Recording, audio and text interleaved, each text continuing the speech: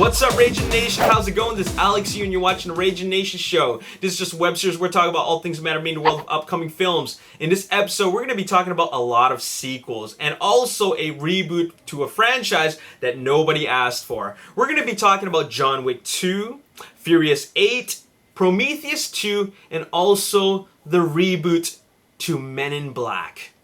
Let's first start off by talking about John Wick 2, and John Wick 2 is gonna be happening. It will be officially filming in November. That is awesome. I absolutely loved John Wick. It was a bit of a surprise hit to me. I saw the trailer and I felt that, okay, this looks cool. And then when I saw it, it blew my mind, completely exceeded expectations. And it's all because of the great direction from David Leitch and Chad Stahelski, and also the performance of Keanu Reeves. And well, they're all back. David Leitch, Chad Stahelski, and Keanu Reeves, they will be back to work on John Wick 2 this November. And the only thing I'm thinking about right now is how they're going to raise the bar. I mean, John Wick already kind of brought this particular genre. I'm talking about the, I guess, kung fu gunplay genre to like, and you know, way up here. I'm thinking with John Wick 2, they're gonna have to put it on steroids and make it even better. I don't know how they're gonna make it better, but I know that they're gonna do a great job. After all, Chad Stahelski, he is a fantastic stuntman and also great action director and excellent stunt choreographer. He knows his stuff. He worked with Keanu Reeves all the way back to when the Matrix films were around. I'm talking about that's like 16 years ago. So that's a lot of experience, and they know that they have to make it crazier. So very, very excited for John Wick 2, and most likely it is going to see a 2016 release in the later part of the year. All right. Moving on, let's talk about Furious 8. And of course, Furious 8 is happening because of the ridiculous success that the previous film made. So they're going to keep the franchise going. Furious 7 made $1.5 billion, which is a ridiculous amount of money. And Universal Pictures, of course, you know, they're a greedy studio, so they want to keep it going. The only thing we know right now is that Kurt Russell's back, Dwayne Johnson is back, and also Vin Diesel. Now, the one thing that is not secure is the director. James Wan does not want to come back. He's going to be directing, or rather he decided to go work on The Conjuring 2, and then later on he's going to work on Aquaman. Even though they offered him a larger amount of money, he declined. So then they went back to Justin Lin, but then Justin Lin went to direct Star Trek Beyond, and then they also went to Jean Collet-Serra, who directed a trio of Liam Neeson action films like Unknown, Nonstop, and Run All Night, but Jean Collet-Serra politely declined. So right now they don't have a director, and they are going, apparently, according to the Hollywood Reporter, they're going as far as asking Vin Diesel to direct. Can you believe that? They're asking the star of the film, Vin Diesel, to direct Furious 8. And I'm sure he would probably do a great job, but the fact is that he doesn't have as much experience in storytelling. I mean, I appreciate him as an actor, and maybe he has directed and produced like some indie films, some smaller films or short films, I don't know. But I mean, we're talking about putting him behind the helm for a large, big budget film. Can he handle it?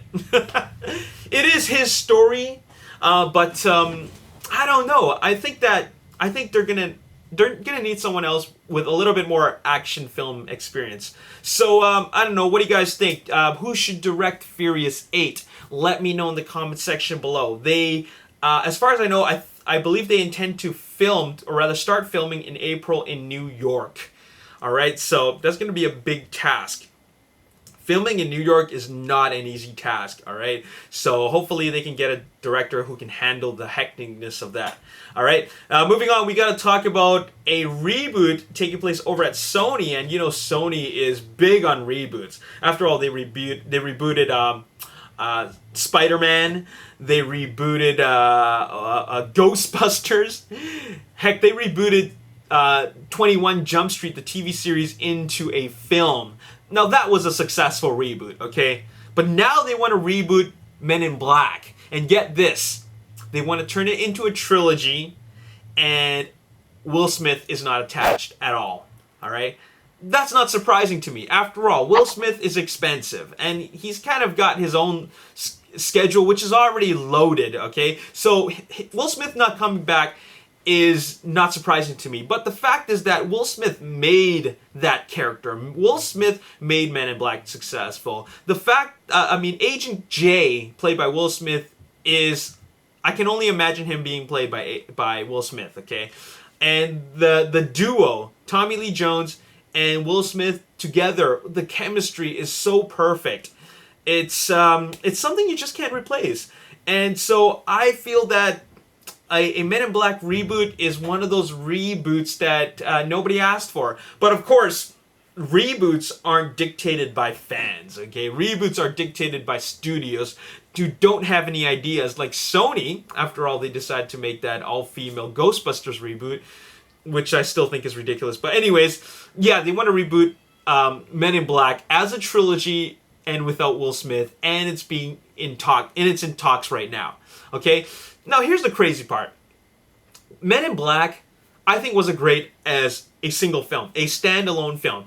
The sequel didn't interest me. I saw it, I didn't think of anything of it. Completely forgettable, all right? I didn't think it was a bad movie. It's just that it just felt like the first one was better and the second one was just trying to replicate that by introducing nothing new, except for just a new mission or a new conflict that they had to deal with. But essentially, it's the same sort of thing. And then you have number 3, which is a little bit fresh because it's been a while since there was a Men in Black sequel. So that was kind of cool. And then they introduced time travel and 3D. So that was not bad, okay? But when you look at the bigger picture, all these films are essentially the same because of who the Men in Black are. The concept of the Men in Black is just really it's kind of like Ghostbusters for aliens, and they just keep on redoing that story again and again and again in those 3 films. So they're planning to do that same thing again.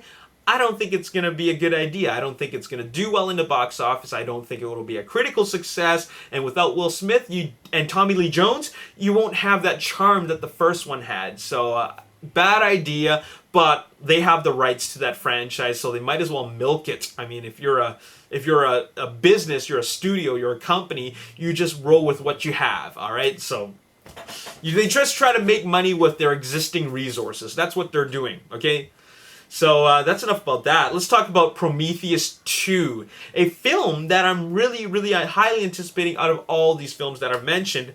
And you know what? I really enjoyed Prometheus. I liked it a lot, as a matter of fact. I know there's a lot of mixed responses and comments about it, and it's mainly because they felt that the story was incomplete and they didn't see how it tied directly with Alien.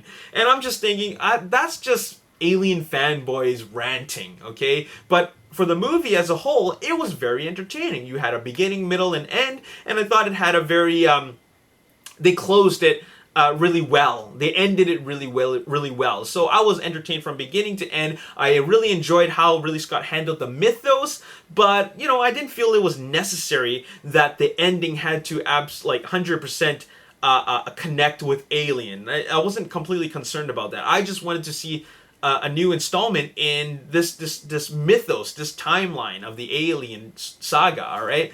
So, I got 2 pieces of news for you with regards to the sequel for Prometheus, and that it is called Alien Paradise Lost. It is no longer called Prometheus 2 or Prometheus Paradise. Originally, it was called Paradise or just Prometheus Paradise, but they changed that to Alien Prometheus Lost. And I can understand why, because the Prometheus is a ship. It's the name of a ship, okay? It's kind of like calling Aliens Nostromo 2. Why would you call it that, okay? I understand if you call it Nostromo, but you wouldn't want to call it Nostromo 2. So that's why they're not calling it Prometheus 2. There's no need for the word Prometheus to even be in the title. So they're calling it Alien Paradise Lost. And what Paradise refers to is actually a line in the original movie, and that is in a dream sequence which involves Shaw's father. Okay, so what Shaw's father said to Shaw as a little girl, he said, everyone has their own world. Heaven, paradise, whatever it's called, it's someplace beautiful. And then Shaw, the young version of Shaw, says, how do you know it's beautiful? And that it suggests that well, maybe that her mom's been there, and he just knows. But heaven is paradise, okay?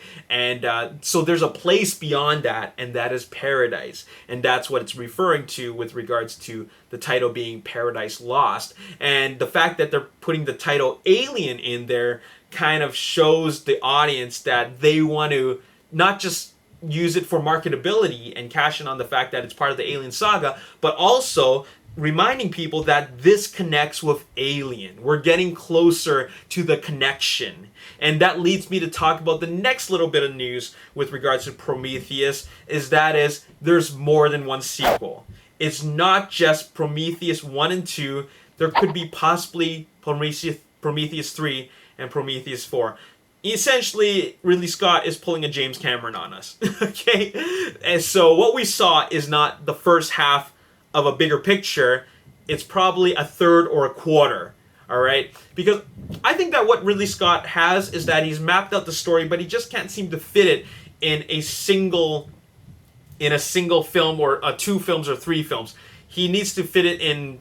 There's just too much material to make them all connect.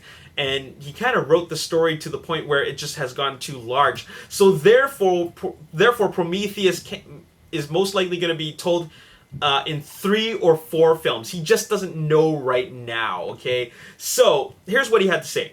Prometheus has its own story to tell before it eventually ties into the movie that started it all. By mentioning that, he means Alien, okay? It won't be in the next one. It will be in the one after this one, or maybe even a 4th film before we get back into the Alien franchise. So here's what we know so far. Prometheus 2 is only a part of the picture. Prometheus 3 could eventually tie it up. It depends on how much material he wants to add in there. As for Prometheus 4, it really depends on if he decides to write more content into the bigger story. So it's really up to him. And you know what? I'm at least glad that he's working on Prometheus. He starts filming it in January for a May 30th, 2017 release. I'm happy about that, okay? But knowing that it's going to possibly extend to the 4th one, I mean, they're gonna have to give us a timeline. To be completely honest, they need to give us a timeline as to when these movies plan to come out. Because when the movie ended with Prometheus, fans were wondering, okay, when are we going to see the next one? When is it going to happen? And then it took us this long to even get a green light from Prometheus 2. Finally, it's happening, and then finally we can now rejoice. And we're thinking like, okay, we can get some sort of closure, but now we know there's no closure just yet because he mentioned about 3 and 4. So a part of me wants to see more films in this story, but another part of me wants it to connect. I want it to just ultimately connect, okay? Just tell me how it connects, all right?